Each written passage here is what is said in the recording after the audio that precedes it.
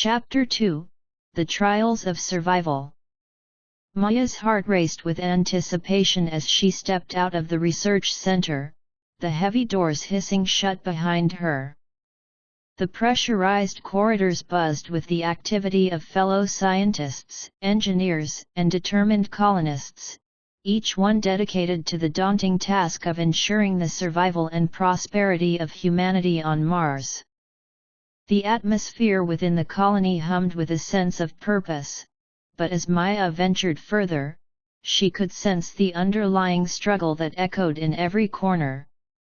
The relentless Martian climate, with its harsh conditions and limited resources, presented an ongoing challenge that demanded unwavering adaptation.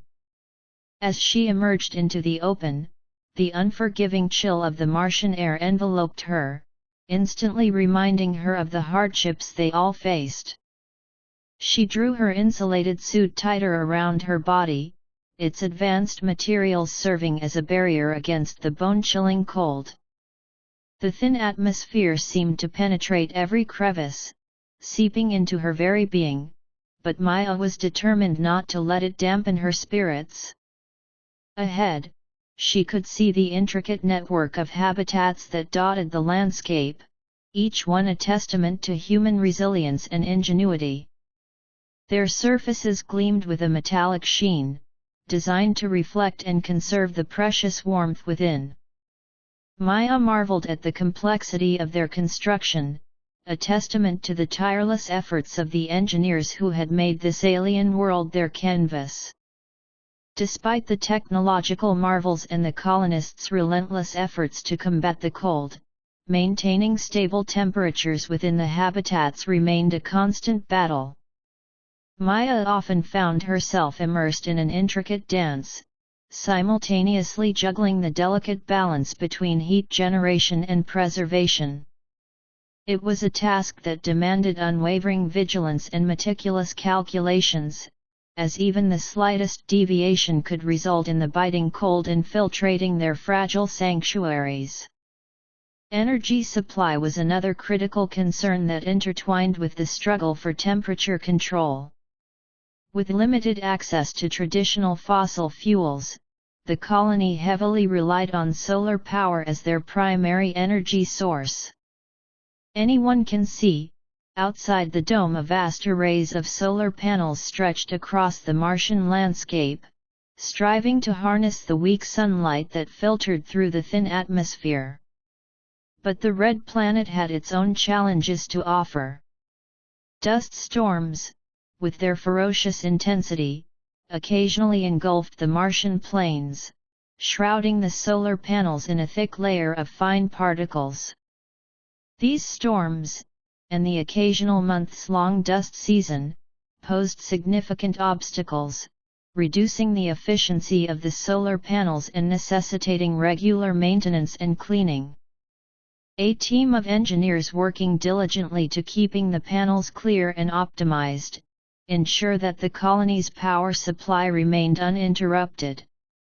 Aware of the need to diversify their energy options and increase self-sufficiency, the Council delved into the exploration of alternative sources. Geothermal and wind power emerged as promising contenders, presenting opportunities to harness the planet's internal heat and the occasional Martian gusts.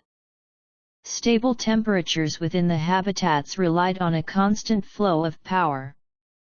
Obviously, Council tries overseeing the intricate network of energy sources, ensuring a seamless integration of solar, geothermal, and wind power into the colony's infrastructure. It was a delicate balancing act, one that required a deep understanding of the colony's energy needs, the capabilities of their power sources, and the dynamic nature of the Martian environment. She observed her fellow colonists diligently working, their breath visible in the frigid air as they carried out repairs and maintenance tasks. Everyone understood the vital role they played in this collective endeavor. Maya knew that it was this collective determination that fueled their efforts, the shared understanding that their survival depended on the unity of their actions. As Maya continued her journey through the bustling colony, she marveled at the signs of progress that surrounded her. Despite the inhospitable environment, she witnessed the perseverance of the colonists in their pursuit of sustenance. In the greenhouse modules, new crops sprouted, their vibrant leaves a symbol of hope and the promise of nourishment. Food production presented yet another significant challenge on Mars. The nutrient-deficient Martian soil and the harsh climate made traditional agriculture nearly impossible. The colony relied on innovative farming methods such as hydroponics and aeroponics, where plants grew in nutrient-rich solutions or were suspended in air, respectively. These advanced systems required meticulous control of temperature, humidity, and lighting conditions but were still in the experimental stages. Maya witnessed the daily efforts of scientists and botanists as they worked tirelessly to optimize crop yields, experimenting with different plant varieties and cultivation techniques. Despite the colonists' best efforts, the struggle to produce enough food persisted. The growing population outpaced the agricultural output, making rationing and careful distribution necessary to ensure everyone had access to sustenance. Maya, like every other colonist, received her ration for the day, a carefully measured supply that accounted for the limited resources available. Today's ration consisted of nutrient-dense greens and protein-rich cultured meat, a product of the colony's research into alternative protein sources. On Maya's left, she caught sight of the gleaming water recycling module. Water, a priceless resource on Mars, remained a constant concern for the colony.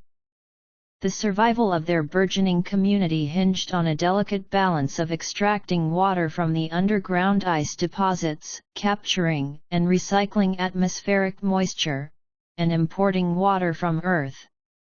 The scarcity of water necessitated the development of highly efficient recycling systems and the strict implementation of conservation measures. Maya observed with admiration as the water recycling systems hummed with efficiency, their intricate mechanisms tirelessly ensuring that every precious drop was put to use. The colonists understood the immense value of every sip, every droplet, and they were committed to maximizing its utilization. No opportunity for conservation went unexplored. From efficient plumbing systems to low-flow faucets and strict usage guidelines, every effort was made to minimize wastage and make the most of their limited water resources. But the colony's reliance on recycling and conservation only painted part of the picture. The importation of water from Earth served as a lifeline, bridging the gap between self-sufficiency and survival. Massive cargo ships carried precious payloads across the vast expanse of space, ensuring that the colonists had access to the vital resource that sustained their existence. The sight of children playing in small fountains, carefully designed for minimal water consumption, brought a smile to Maya's face.